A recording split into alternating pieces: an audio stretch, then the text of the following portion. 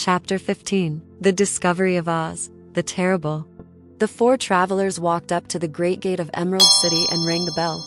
After ringing several times, it was opened by the same guardian of the gates they had met before. "What? Are you back again?" he asked in surprise. "Do you not see us?" answered the Scarecrow. "But I thought you had gone to visit the Wicked Witch of the West." "We did visit her," said the Scarecrow. "And she let you go again?" asked the man in wonder. "She could not help it, for she is melted," explained the Scarecrow. "Melted? Well, that is good news, indeed." said the man. "Who melted her?" It was Dorothy, said the lion gravely. "Good gracious," exclaimed the man, and he bowed very low indeed before her. Then he led them into his little room and locked the spectacles from the great box on all their eyes, just as he had done before. Afterward, they passed on through the gate into the Emerald City. When the people heard from the guardian of the gates that Dorothy had melted the Wicked Witch of the West, they all gathered around the travelers and followed them in a great crowd to the Palace of Oz. The soldier with the green whiskers was still on guard before the door, but he let them in at once. And they were again met by the beautiful green girl, who showed each of them to their old rooms at once, so they might rest until the great Oz was ready to receive them. The soldier had the news carried straight to Oz that Dorothy and the other travelers had come back again after destroying the Wicked Witch. But Oz made no reply. They thought the great wizard would send for them at once, but he did not. They had no word from him the next day, nor the next, nor the next. The waiting was tiresome and wearing, and at last they grew vexed that Oz should treat them in so poor a fashion after sending them to undergo hardships and slavery. So the Scarecrow at last asked the green girl to take another message to Oz, saying if he did not let them in to see him at once, they would call the winged monkeys to help them and find out whether he kept his promises or not. When the wizard was given this message, he was so frightened that he sent word for them to come to the throne room at 4 minutes after 9 o'clock the next morning. He had once met the winged monkeys in the land of the West, and he did not wish to meet them again. The four travelers passed a sleepless night, each thinking of the gift Oz had promised to bestow on him. Dorothy fell asleep only once, and then she dreamed she was in Kansas, where Aunt Em was telling her how glad she was to have her little girl at home again. Promptly at 9 o'clock the next morning, the green-whiskered soldier came to them, and 4 minutes later, they all went into the throne room of the great Oz. Of course, each one of them expected to see the wizard in the shape he had taken before, and all were greatly surprised when they looked about and saw no one at all in the room. They kept close to the door and closer to one another, for the stillness of the empty room was more dreadful than any of the forms they had seen us take. Presently they heard a solemn voice that seemed to come from somewhere near the top of the great dome, and it said, "I am Oz, the great and terrible. Why do you seek me?" They looked again in every part of the room, and then, seeing no one, Dorothy asked, "Where are you?" "I am everywhere, answered the voice. but to the eyes of common mortals I am invisible. I will now seat myself upon my throne, that you may converse with me." Indeed, the voice seemed just then to come straight from the throne itself. So they walked toward it and stood in a row while Dorothy said, "We have come to claim our promise, O Oz." "What promise?" asked Oz. "You promised to send me back to Kansas when the Wicked Witch was destroyed," said the girl. "And you promised to give me brains," said the Scarecrow. "And you promised to give me a heart," said the Tin Woodman. and you promised to give me courage. Said the Cowardly Lion. "Is the Wicked Witch really destroyed?"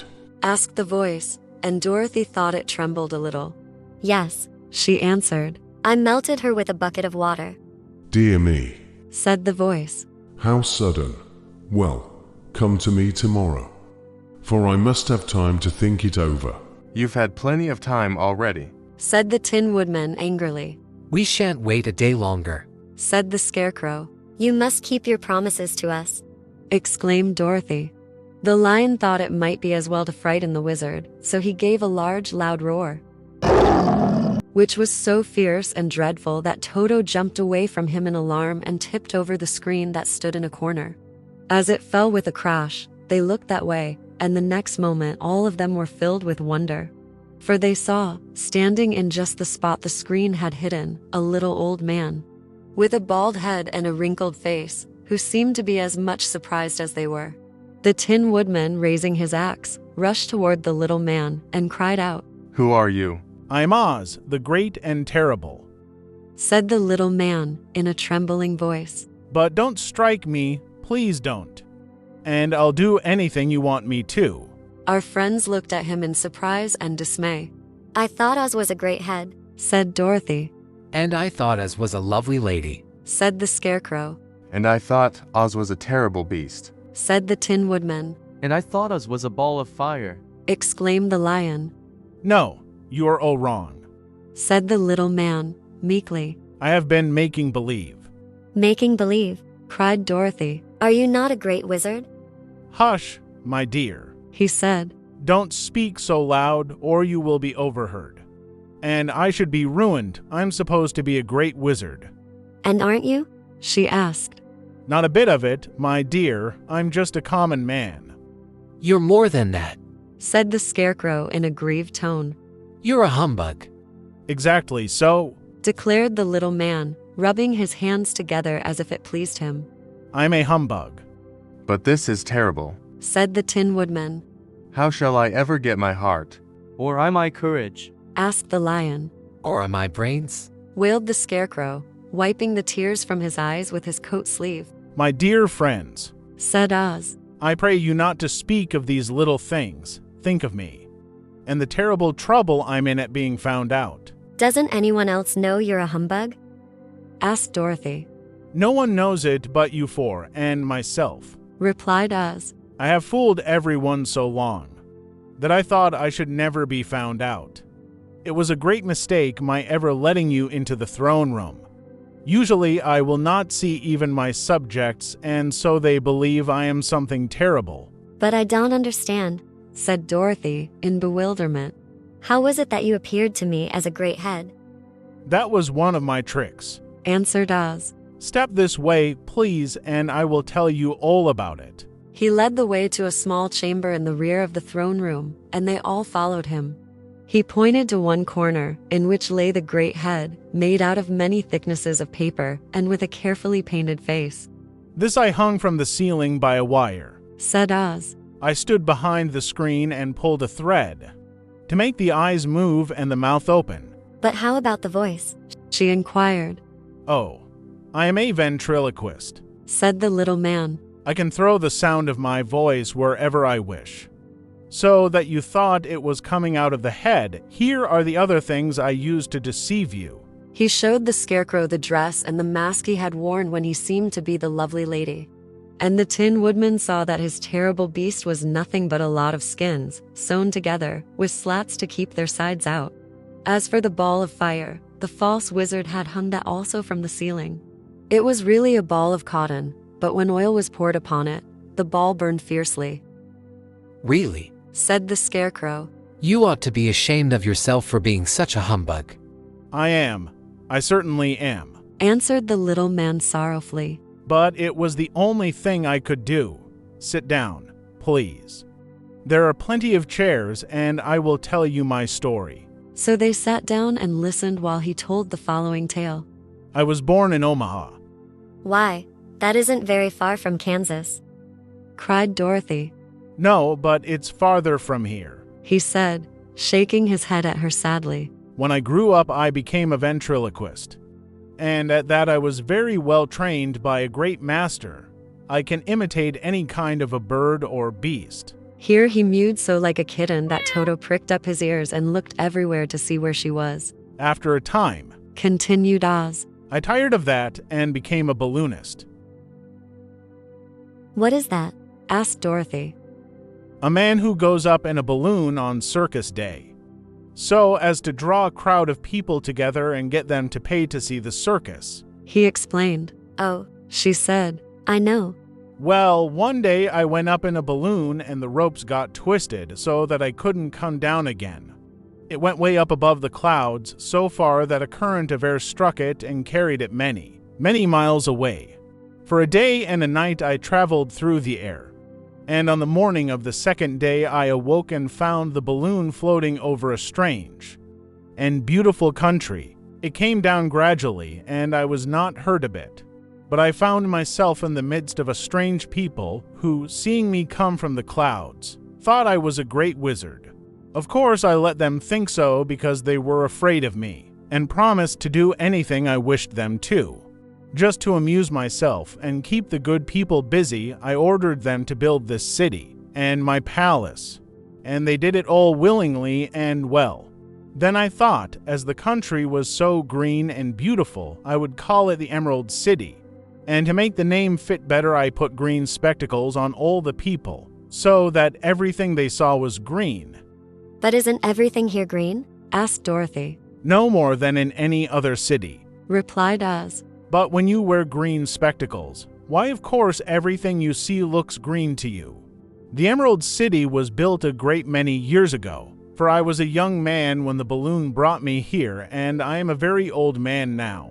But my people have worn green glasses on their eyes so long that most of them think it really is an Emerald City.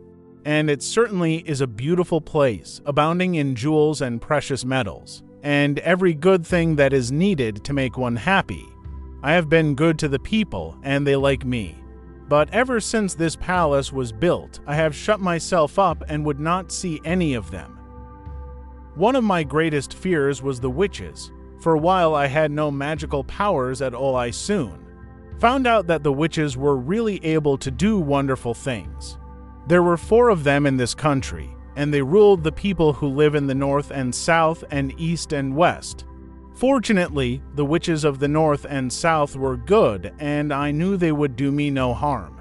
But the witches of the east and west were terribly wicked, and had they not thought I was more powerful than they themselves, they would surely have destroyed me. As it was, I lived in deadly fear of them for many years. So you can imagine how pleased I was when I heard your house had fallen on the wicked witch of the east. When you came to me, I was willing to promise anything if you would only do away with the other witch. But now that you have melted her, I am ashamed to say that I cannot keep my promises. I think you are a very bad man, said Dorothy. Oh, no, my dear. I'm really a very good man. But I'm a very bad wizard, I must admit. Can't you give me brains? asked the Scarecrow. You don't need them, you are learning something every day. A baby has brains, but it doesn't know much. Experience is the only thing that brings knowledge. And the longer you are on Earth, the more experience you are sure to get.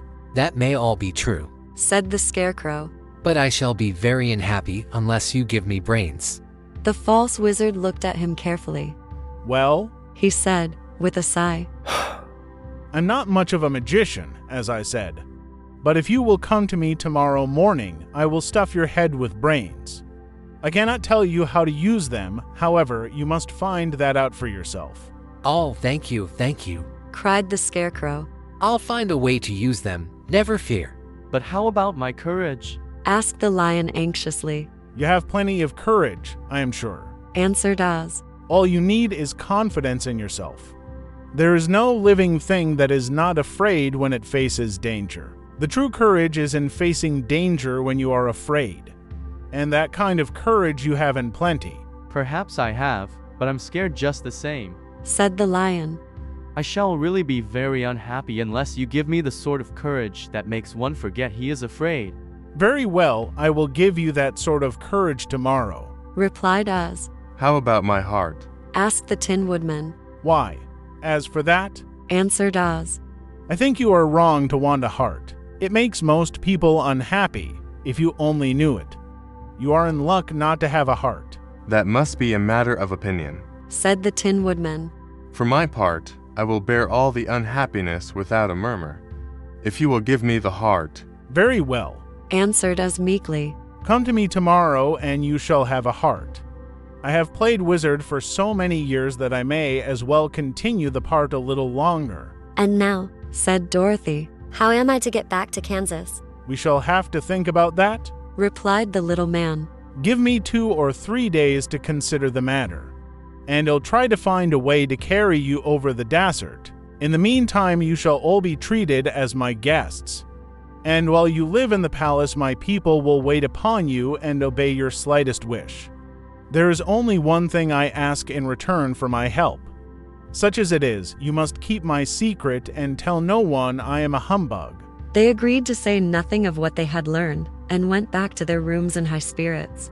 Even Dorothy had hoped that the great and terrible Humbug, as she called him, would find a way to send her back to Kansas, and if he did, she was willing to forgive him everything.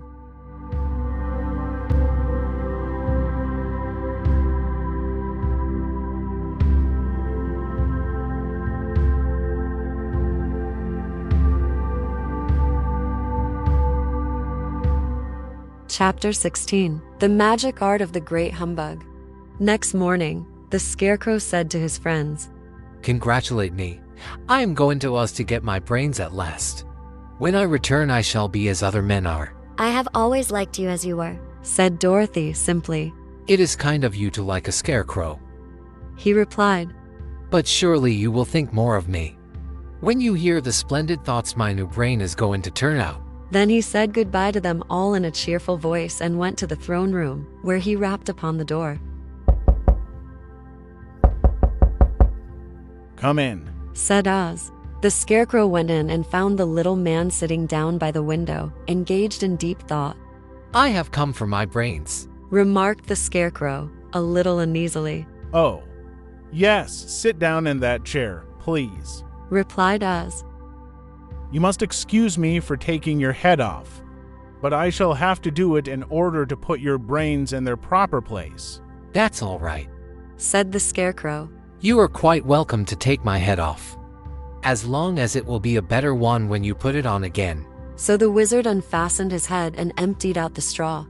Then he entered the back room and took up a measure of bran, which he mixed with a great many pins and needles. Having shaken them together thoroughly, he filled the top of the Scarecrow's head with the mixture and stuffed the rest of the space with straw to hold it in place.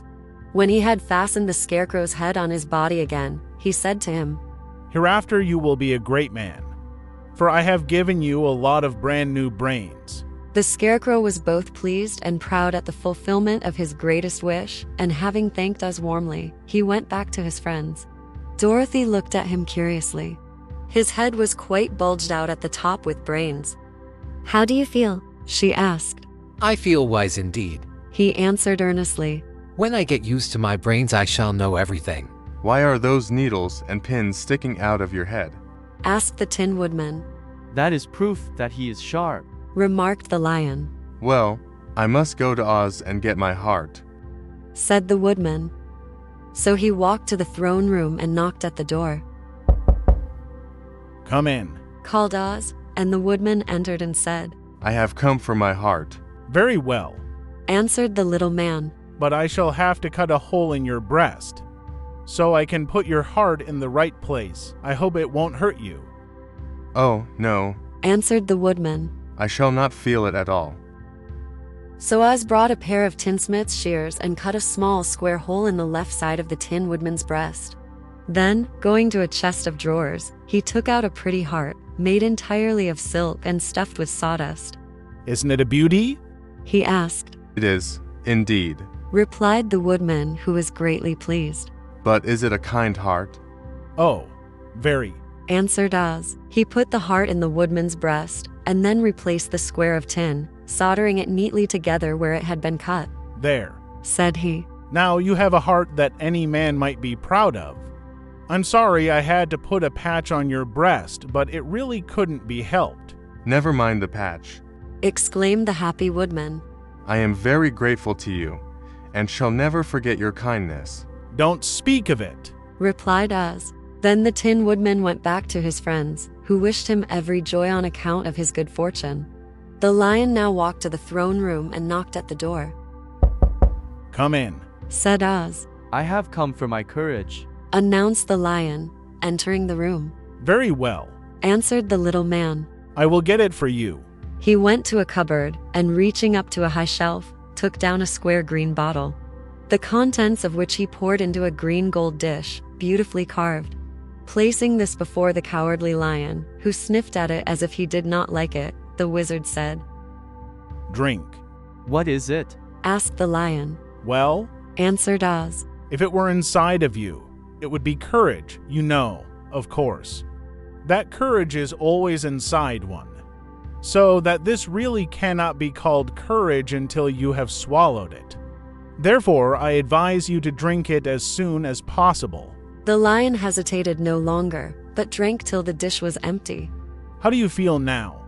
Asked Oz. Full of courage. Replied the lion, who went joyfully back to his friends to tell them of his good fortune. Oz, left to himself, smiled to think of his success in giving the Scarecrow and the Tin Woodman and the lion exactly what they thought they wanted. How can I help being a humbug? He said. When all these people make me do things that everybody knows can't be done. It was easy to make the Scarecrow and the lion and the woodman happy, because they imagined I could do anything. But it will take more than imagination to carry Dorothy back to Kansas, and am sure I don't know how it can be done.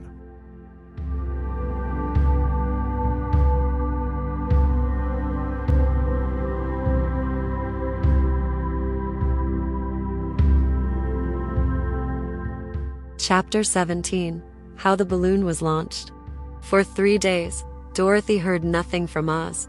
These were sad days for the little girl, although her friends were all quite happy and contented.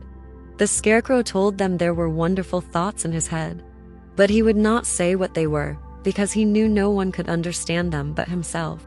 When the Tin Woodman walked about, he felt his heart rattling around in his breast, and he told Dorothy he had discovered it to be a kinder and more tender heart than the one he had owned when he was made of flesh. The lion declared he was afraid of nothing on earth and would gladly face an army or a dozen of the fierce Kalidas. Thus each of the little party was satisfied except Dorothy, who longed more than ever to get back to Kansas. On the 4th day, to her great joy, Oz sent for her, and when she entered the throne room, he greeted her pleasantly. Sit down, my dear. I think I have found the way to get you out of this country. And back to Kansas? She asked eagerly. Well, I'm not sure about Kansas, Said Oz. for I haven't the faintest notion which way it lies. But the first thing to do is to cross the desert, and then it should be easy to find your way home. How can I cross the desert? She inquired. Well, I'll tell you what I think. Said the little man. You see, when I came to this country, it was in a balloon. You also came through the air being carried by a cyclone. So I believe the best way to get across the desert will be through the air. Now, it is quite beyond my powers to make a cyclone, but I've been thinking the matter over, and I believe I can make a balloon. How? Asked Dorothy. A balloon Said Oz. is made of silk, which is coated with glue to keep the gas in it. I have plenty of silk in the palace, so it will be no trouble to make the balloon. But in all this country, there is no gas to fill the balloon with to make it float. If it won't float, Remarked Dorothy. it will be of no use to us. True, Answered Oz. but there is another way to make it float, which is to fill it with hot air. Hot air isn't as good as gas. For if the air should get cold, the balloon would come down in the desert and we should be lost. We, Exclaimed the girl. are you going with me? Yes, of course. Replied Oz. I'm tired of being such a humbug. If I should go out of this palace, my people would soon discover I am not a wizard, and then they would be vexed with me for having deceived them. So I have to stay shut up in these rooms all day, and it gets tiresome. I'd much rather go back to Kansas with you and be in a circus again. I shall be glad to have your company. Said Dorothy. Thank you. He answered. Now, if you will help me sew the silk together, we will begin to work on our balloon. So Dorothy took a needle and thread, and as fast as Oz cut the strips of silk into proper shape, the girl sewed them neatly together. First there was a strip of light green silk, then a strip of dark green, and then a strip of emerald green. For Oz had a fancy to make the balloon in different shades of the color about them. It took 3 days to sew all the strips together, but when it was finished, they had a big bag of green silk more than 20 feet long. Then Oz painted it on the inside with a coat of thin glue to make it airtight, after which he announced that the balloon was ready. But we must have a basket to ride in.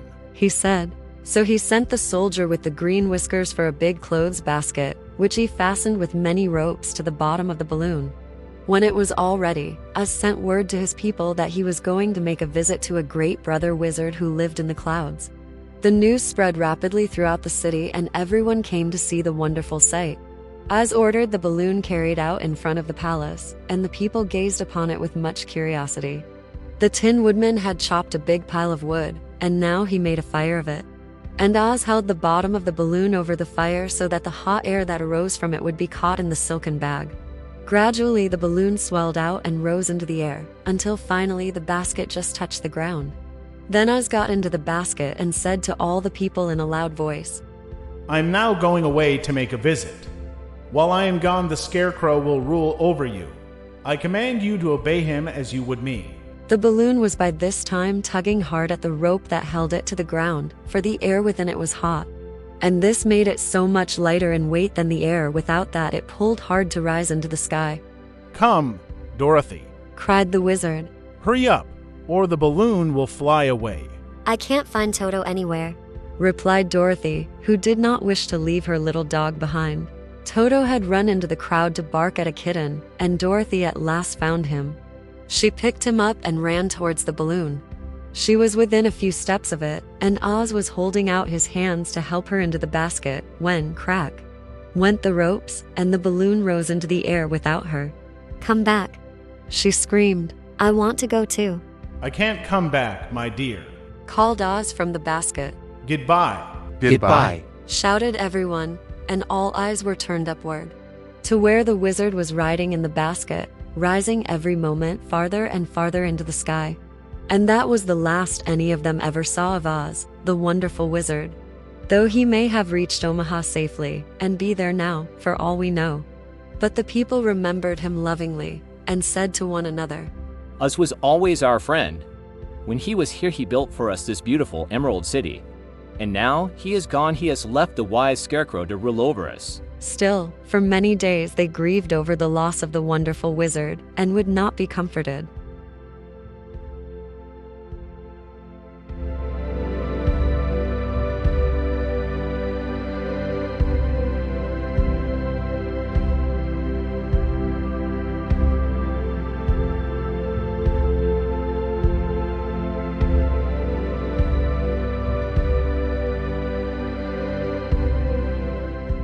Chapter 18. Away to the South. Dorothy wept bitterly at the passing of her hope to get home to Kansas again. But when she thought it all over, she was glad she had not gone up in a balloon. And she also felt sorry at losing Oz, and so did her companions. The Tin Woodman came to her and said, Truly, I should be ungrateful if I failed to mourn for the man who gave me my lovely heart. I should like to cry a little because Oz is gone. If you will kindly wipe away my tears, so that I shall not rust. With pleasure. she answered, and brought a towel at once. Then the Tin Woodman wept for several minutes, and she watched the tears carefully and wiped them away with the towel. When he had finished, he thanked her kindly and oiled himself thoroughly with his jeweled oil can to guard against mishap. The Scarecrow was now the ruler of the Emerald City, and although he was not a wizard, the people were proud of him. For They said, there is not another city in all the world that is ruled by a stuffed man. and so far as they knew, they were quite right. The morning after the balloon had gone up with Oz, the four travelers met in the throne room and talked matters over. The Scarecrow sat in the big throne, and the others stood respectfully before him. We are not so unlucky, Said the new ruler. for this palace and the Emerald City belong to us. And we can do just as we please. When I remember that a short time ago I was up on a pole in a farmer's cornfield, and that now I am the ruler of this beautiful city, I am quite satisfied with my lot. I also Said the Tin Woodman. am well pleased with my new heart, and, really, that was the only thing I wished in all the world. For my part, I am content in knowing I am as brave as any beast that ever lived, if not braver. Said the Lion modestly. If Dorothy would only be contented to live in the Emerald City, Continued the Scarecrow. we might all be happy together. But I don't want to live here. Cried Dorothy. I want to go to Kansas and live with Aunt Em and Uncle Henry. Well, then, what can be done? inquired the woodman. The Scarecrow decided to think, and he thought so hard that the pins and needles began to stick out of his brains. Finally, he said, Why not call the winged monkeys and ask them to carry you over the desert? I never thought of that, said Dorothy joyfully. It's just the thing. It'll go at once for the golden cap. When she brought it into the throne room, she spoke the magic words, and soon the band of winged monkeys flew in through the open window and stood beside her. This is the second time you have called us, said the Monkey King, bowing before the little girl. What do you wish? I want you to fly with me to Kansas, said Dorothy. But the Monkey King shook his head. That cannot be done, he said. We belong to this country alone and cannot leave it. There has never been a winged monkey in Kansas yet, and I suppose there never will be, for they don't belong there. We shall be glad to serve you in any way in our power, but we cannot cross the desert. Goodbye. And with another bow, the Monkey King spread his wings and flew away through the window, followed by all his band. Dorothy was ready to cry with disappointment. I have wasted the charm of the golden cap to no purpose, she said, for the winged monkeys cannot help me. It is certainly too bad, said the tender-hearted woodman. The Scarecrow was thinking again, and his head bulged out so horribly that Dorothy feared it would burst. Let us call in the soldier with the green whiskers, he said, and ask his advice. So the soldier was summoned and entered the throne room timidly, for while Oz was alive, he never was allowed to come farther than the door. This little girl, said the Scarecrow to the soldier, wishes to cross the desert. How can she do so? I cannot tell, answered the soldier, for nobody has ever crossed the desert, unless it is Oz himself. Is there no one who can help me? asked Dorothy earnestly. Glinda might, he suggested. Who is Glinda? inquired the Scarecrow. The Witch of the South. She is the most powerful of all the witches, and rules over the Quadlings. Besides, her castle stands on the edge of the desert, so she may know a way to cross it. Glinda is a good witch, isn't she? asked the child. The Quadlings think she is good, said the soldier, and she is kind to everyone. I have heard that Glinda is a beautiful woman who knows how to keep young in spite of the many years she has lived. How can I get to her castle? asked Dorothy. The road is straight to the south, he answered, but it is said to be full of dangers to travelers. There are wild beasts in the woods, and a race of queer men who do not like strangers to cross their country. For this reason, none of the Quadlings ever come to the Emerald City. The soldier then left them, and the Scarecrow said, It seems, in spite of dangers, that the best thing Dorothy can do is to travel to the land of the South and ask Glinda to help her. For, of course, if Dorothy stays here, she will never get back to Kansas. You must have been thinking again, remarked the Tin Woodman. I have, said the Scarecrow. I shall go with Dorothy, declared the Lion. for I am tired of your city and long for the woods and the country again. I am really a wild beast, you know. Besides, Dorothy will need someone to protect her. That is true. Agreed the Woodman. My axe may be of service to her, so I also will go with her to the land of the South. When shall we start? Asked the Scarecrow. Are you going? They asked in surprise. Certainly. If it wasn't for Dorothy, I should never have had brains. She lifted me from the pole in the cornfield and brought me to the Emerald City. So my good luck is all due to her. And I shall never leave her until she starts back to Kansas for good and all. Thank you, said Dorothy gratefully. You are all very kind to me, but I should like to start as soon as possible. We shall go tomorrow morning, returned the Scarecrow. So now let us all get ready, for it will be a long journey.